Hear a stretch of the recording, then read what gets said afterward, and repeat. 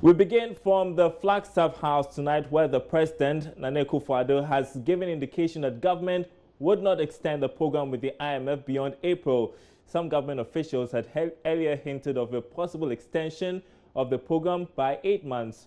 Addressing a section of the media at the Flagstaff House, the President was emphatic his administration has settled on cutting ties with the IMF. The IMF program is not going to be extended. We took the decision on coming in that the country had entered into this program in 2015. It was coming to an end in April 2018, and we felt that to give a certain sense of stability and coherence to our country's economic policy making, that we would complete the program. And we're committed to completing the program. The last budget that is going to be held under the IMF program will be the budget that is going to be laid before the House in November by the finance minister.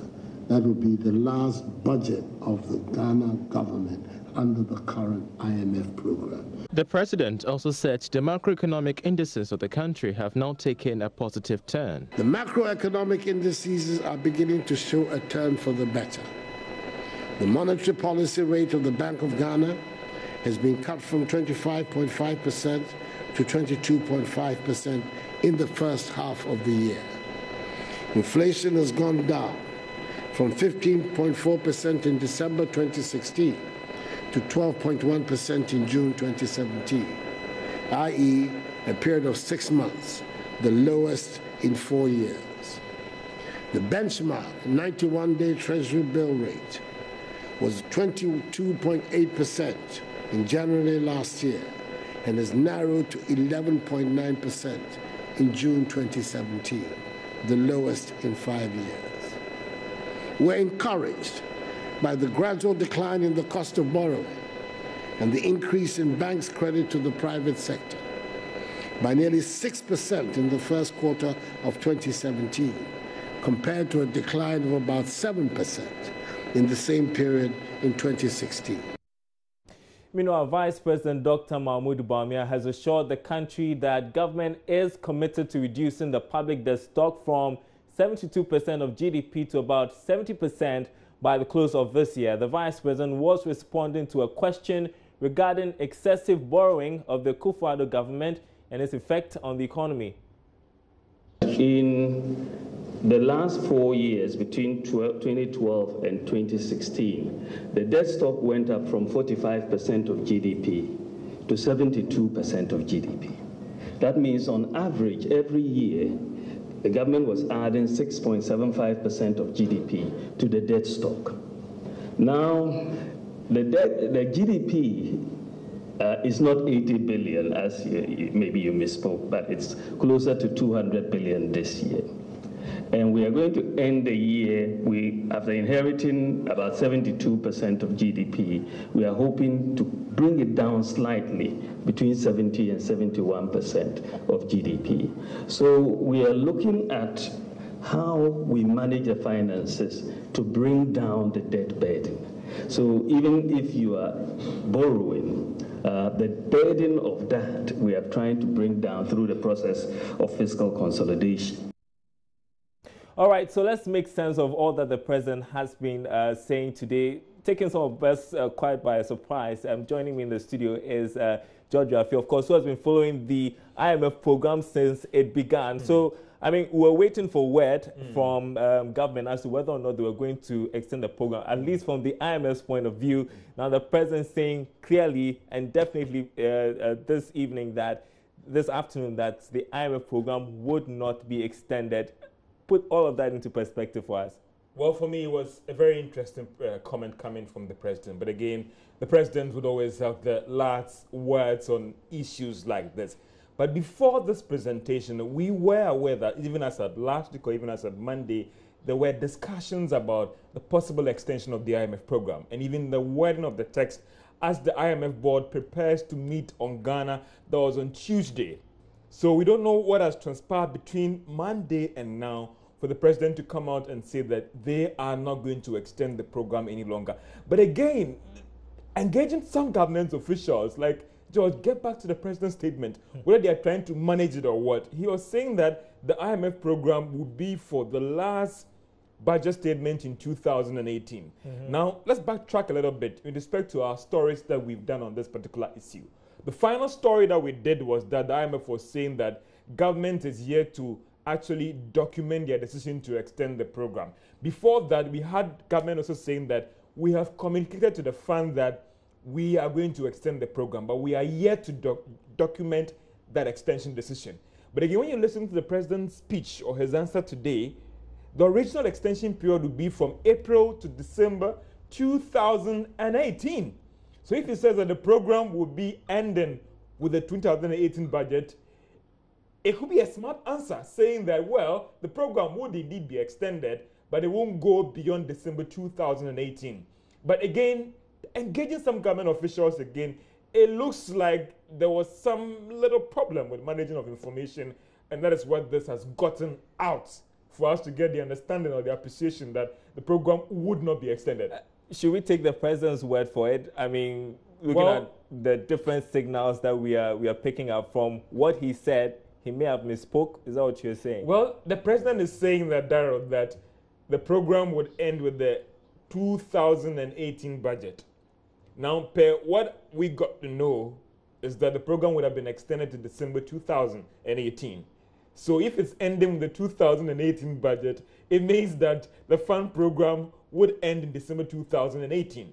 And those are the lines you want to draw. But already the markets have started reacting because the fear is that government quickly wants to get out of the program and maybe go spending. And don't forget, these investors who have placed their funds in the country, they invested in the country, it goes beyond the fund program. We have 10-year bonds, you have 20-year bonds, you have Euro bonds. And how can government assure them that post the IMF program, we'll still have that fiscal discipline as government? If that assurance is given to us, then there's no cause for alarm. But it has serious implications for the economy if indeed the program would end in April 2018 or December 2018. And interesting, this is coming just days after we reported that the board meeting between the IMF and Ghana had been postponed. But, I mean, what's at stake? I mean, you've been picking experts' view on all of this and what it means. And also we can confirm that indeed it might be difficult for that board, executive board meeting to carry out the fourth review for it to come on. That is next week, Tuesday. Now there we have fourth review, we have fifth review, we have sixth review, we have seventh review to carry out. Already there are problems even with implementing all the conditions, those structural reforms under the fourth review. Now you have 9 clear months. It's not possible to implement all these reforms unless you are prepared to carry or undertake a crash program which will have serious implications for the economy. It might be difficult unless maybe we're expecting some miracle to do all these reforms, complete all the reviews. Already we are having problems with the fourth review going to the board next week Tuesday, which is now certain that it won't happen. So unless you are prepared to seek a waiver, it is impossible to carry out all these reviews within the next 9 months to end the program in April 2018. So that makes it not realistic. More questions now than ever before. But again, that is coming from the first gentleman, the person who can actually tell the minister to do X and Z. So maybe they can do the magic, but we should prepare ourselves for some tough times. I've been engaging Dr. Joabe, an institutional member on these IMF issues, on what he makes of this and also the implications of this. Let's watch him. At least it clarifies one part of it. I think that there's a question of this extension because there had been a call reportedly from the unions, labor unions, saying that the Ghana government should try and terminate this thing as soon as possible. So it could be partly answering that. In practical terms, the issue about staying to the timeline of April 2018 and given the starting point means that the effort to successfully complete will mean a sharper rate of fiscal consolidation, which means that unless we put our total minds together, it will mean a harsher austerity period ahead of us, because you are trying very hard to restrain excessive borrowing. Your debt level is too big, so you want to bring it down. And the only way you bring it down is that you borrow less. And the only way you borrow less will be to either raise your revenue collections and or bring down your expenditures, because the deficit is nothing more than the difference between your total available revenue and grants and your expenditures, including interest payments. So how are you going to close it? And at this point, we are working very, very hard, but the unfortunate preliminary outcome is that the 6.5% of GDP deficit target for 2017 will be very difficult to achieve, because the revenue picture is not looking good. And that was Joe Abe quite pessimistic about what the future holds if government should go ahead and end this. A quick one, though, on what the Vice President said about reducing the public debt stock from 72% of GDP to 70%. How realistic is that one, too? Again, another interesting, because when you look at our fiscal data for the first 4 months of this year, and even stretching it to even as of June, we are having problems with revenue. So it means that you have to borrow. Now, if you're borrowing and they are not going into productive areas, that could pay for itself. There's a problem in there. We've seen the borrowing trends. Government is able to take cheap funds. But then developments like these will see investors asking for a higher interest on these funds. So it can be done, but indeed these are quite challenging times and difficult times, which even looking at the revenue numbers calls for some review of government targets in the budget, meaning that some expenditure has to be cut down and some project that they plan to do this year has to be delayed. So it can be done, but indeed quite challenging times to take cheap funds to help reduce the public debt. All right, George Rafi, thanks very much indeed, and we'll continue to monitor, see how things pan out. Of course, I believe there's going to be plenty more discussions on what the president said today about the IMF program and the fact that government is not going to extend the program.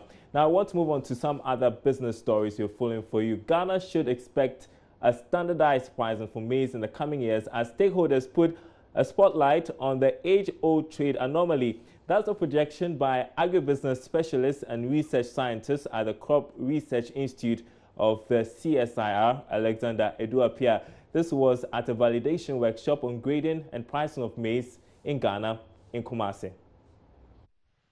According to the Ministry of Agriculture, maize accounts for about 67% of all cereals produced in Ghana. It is grown in all agroecological zones by over 2 million households. Maize at any given time constitutes about 29% of food crops under cultivation in Ghana. This part of Kumasi's central market, known in local parlance as Bode, is the maize hub. Doris Kwachwa is maize seller, a job she has done for almost her entire life. Like most traders here, the 165 kilogram or size 5 maize bag is the most preferred choice.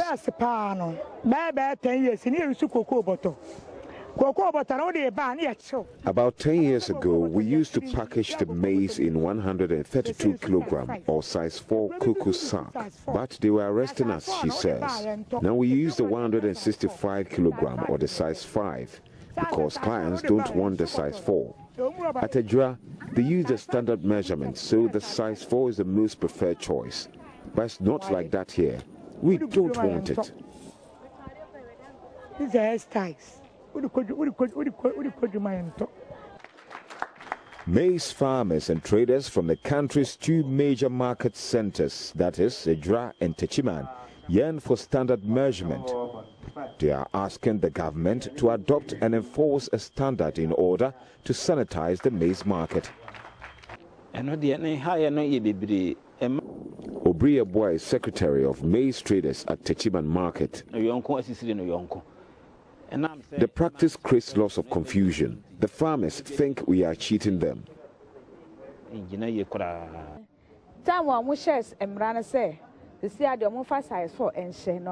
Peace Benson is a farmer at Ejura. When we started using the size 4, traders stopped coming, she says. We struggled to sell our produce last year.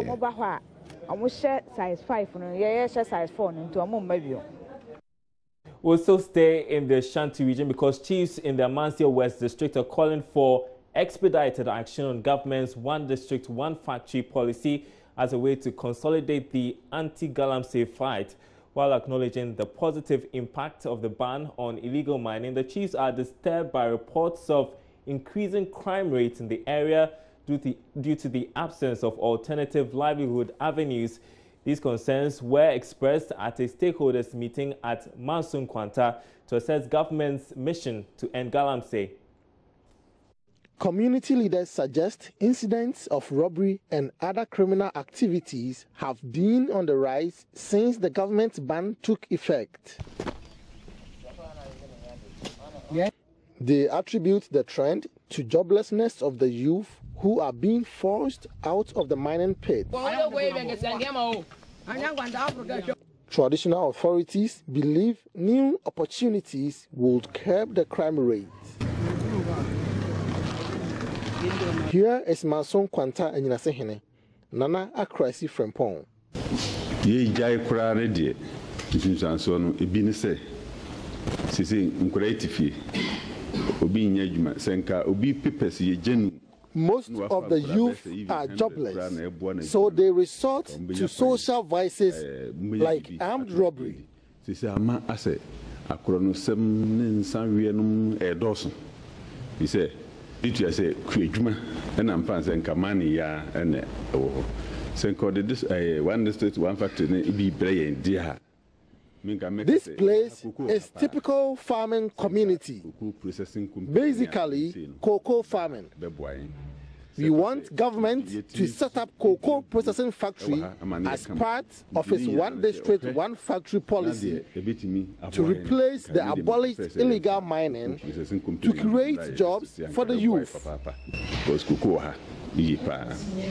District Chief Executive William Bidiakwa-Sante indicated government commitment to creating jobs to replace illegal mining.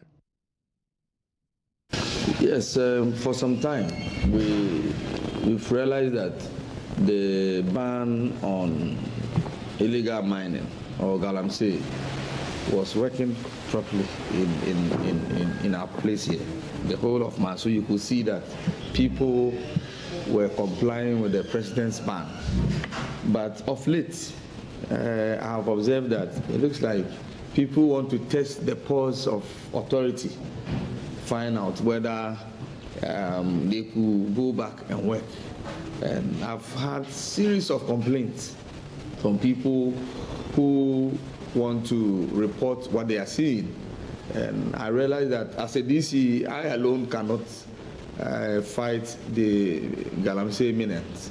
And so I decided to invite the chiefs, the assembly members and other stakeholders so that they will come on board and also help, because it looks like a lot of the people think or they feel that it's the responsibility of the DC alone to fight the galamsey miners. But Manso is so huge that in a day, if even 50 people are doing galamsey, how many of them can I arrest? And I thought that when I bring the chiefs and assembly members in, they will be able to handle some of these things. For now, what we are doing is to be engaged in these stakeholder consultations.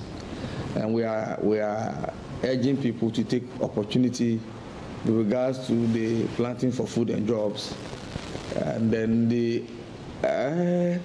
we have also been urging people to try and apply for work at the Asanko mines.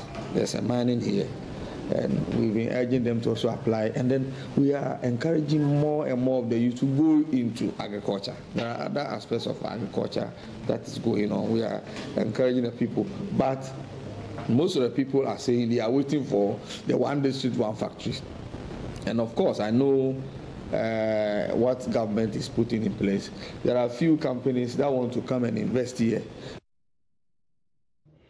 Nana Sansumensa reporting. Now, the need to include all stakeholders in mapping out some key areas within the capital has once again come to the fore. The country coordinator for Open Data Street Map, Enoch Seth Imayambo, who emphasized this during an interview with Joy Business at the second Africa Open Data Conference in Accra, said the lack of detailed, open and accessible mapping data in the city can be effectively achieved on platforms such as the Open Data Street Mapping platform.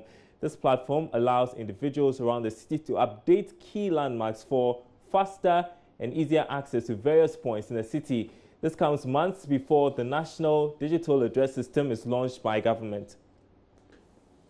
OpenStreetMap forms part of the Open Data Circumference. And what basically OpenStreetMap is about is it's a community and a project where volunteers and anyone at all can put whatever is around their community that is permanent and physically exists. So it's not a product. Say there are other maps that you have available, but you can all go for it. As a journalist, you can go for this data and use it for whatever purpose. Maps are very important in our daily lives. You see, it's very important to understand where you live and where you are. You are the only one who can tell the name of that shop in your community because you've been buying from there. Yeah. When you put that on a map and it's available for anyone to access, should a visitor be in that community, he can know that, oh, there are this shop that I can buy for. It brings about economic development. You have to do it, or someone who knows about it can do it. And all you need is a username and account. Because it's a database, you need to have access to it in order to put something into that database. Or if you still don't want to create an account, there are other ways to do it. You can add a note, but the best way to do is have a username and account, and then you can add whatever is there to the database. You're watching Business Live. Quick break. We'll be right back.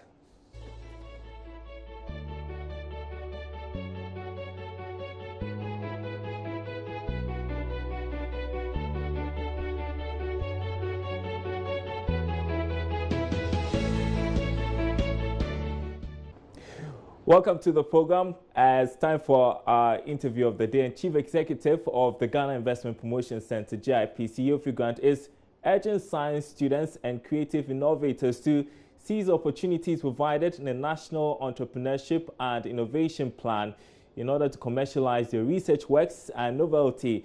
Yofi Grant says the JIPC is leveraging the $10 million seed capital announced by the President to create a platform for technology hubs to the advantage of entrepreneurs in the country. He was speaking in an interview with Joy Business at an evening encounter with nominees of Africa Innovation Awards in Accra.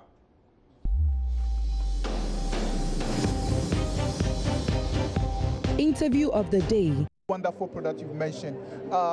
Those who couldn't win, but they have wonderful products, what comes of them? Well, it's like they keep on going. I mean, the fact that you've engineered some software that didn't win first place in an innovation award doesn't mean that's the end of it.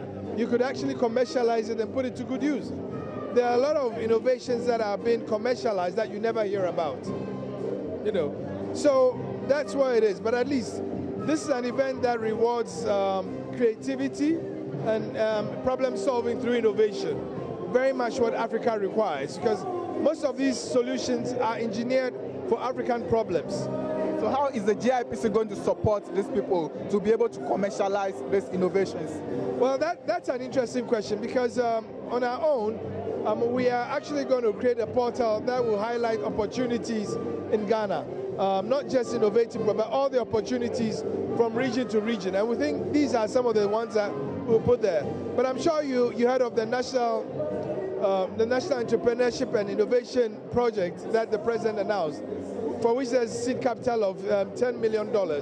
This should serve as provide incubators for a lot of these businesses and, you know, technology hubs, etc., to enable them go the next step and convert them into businesses. So many nominees from these awards can also tap into such opportunities to get... Well, yeah, if they are Ghanaian, yes. Any IPs for Ghanaian innovators and Ghanaian entrepreneurs. But I think that it's important for us to support Ghanaian entrepreneurs, because it's those entrepreneurs that are going to create the businesses that are going to create jobs. And the ones that go further are the ones that are going to become the blue chip companies of the future.